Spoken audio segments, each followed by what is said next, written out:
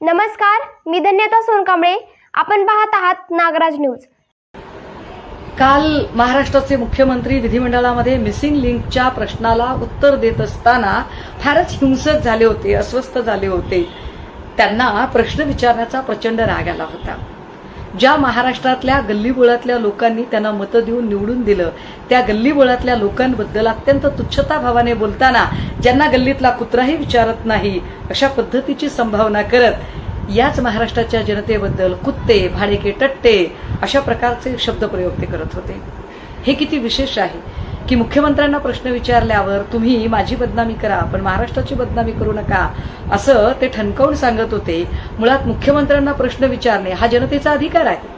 कारण ज्या मिसिंग लिंकच्या वरून हे सगळं रामायण आणि हा सगळा अकांड तांडव मुख्यमंत्र्यांनी केला, तो मिसिंग लिंक 7,120 कोटी रुपये खर्च करून उभारला गेला.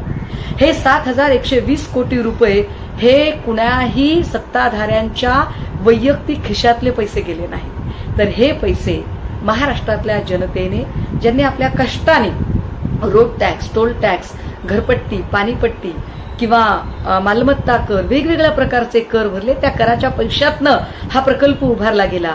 त्यामुळे या प्रकल्पाच्या संबंधाने काही झालं तर त्याचे प्रश्न अर्थातच मुख्यमंत्री महोदय तुम्हाला विचारले जातील. कारण याच्या लोकार्पण सोहळ्याला तुम्हाला आठवत असेल की तुमच्या सगळीकडे डिजिटल आणि होर्डिंग्स लागले होते.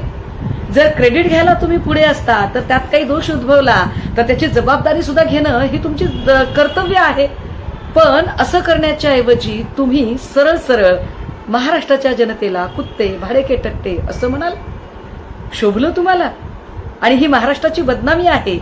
अहो, महाराष्ट्राच्या बदनामीची व्याख्या कळते का? छत्रपती शिवराय म्हणजे महाराष्ट्राचं आराध्य.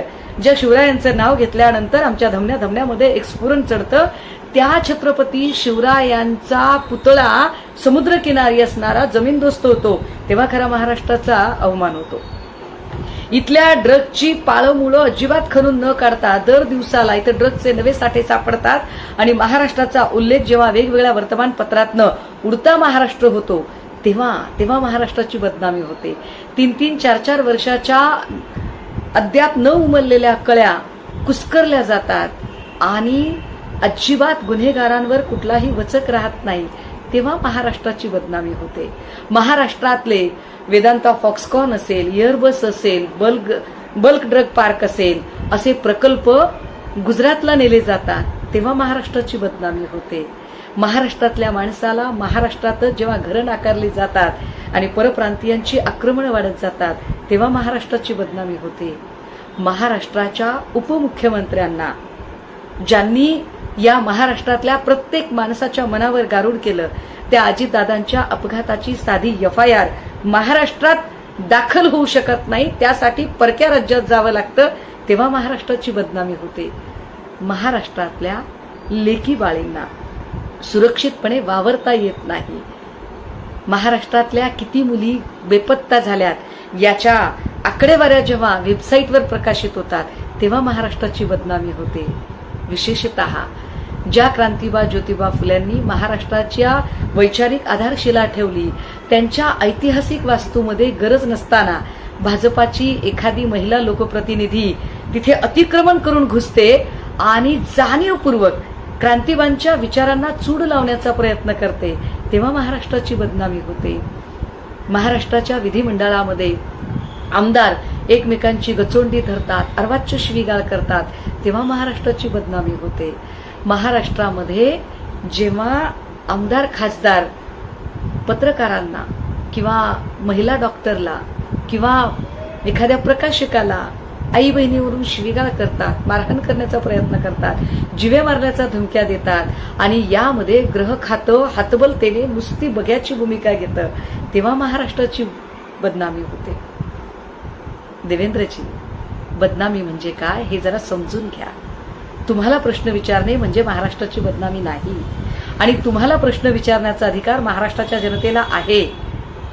तो अधिकार ते बजावत राहतील. पण तुमचा प्रॉब्लेम असा झालाय की तुम्हाला सभागृहात विरोधी पक्षनेता नको, तुम्हाला कुणीही टीकाकार नको, तुम्हाला माध्यमांमधून कुणी प्रश्न विचारणारा नको, कुठलाही विरोधी स्वर तुम्हाला सध्या सहन होत नाहीये. कारण तुम्ही नार्सिझमच्या विकाराचे जणू बळी ठरत आहात. एका अर्थाने तुम्ही आत्ममुग्ध झालेले आहात का? तर जरा बाहेर बघा आणि एकूण महाराष्ट्रामध्ये सध्या तुम्ही काय प्रतिमा निर्माण केली आहे आणि महाराष्ट्राचा वैचारिक स्तर किती खालावत गेला आहे यावरही विचार करा. म्हणजे आपल्या लक्षात येईल की महाराष्ट्राची बदनामी कशाला म्हणतात. बाकी महाराष्ट्राचा सन्मान राखण्यासाठी या महाराष्ट्रातला प्रत्येक माणूस मोठ्या ताकदीने लढण्यासाठी सज्ज आहे.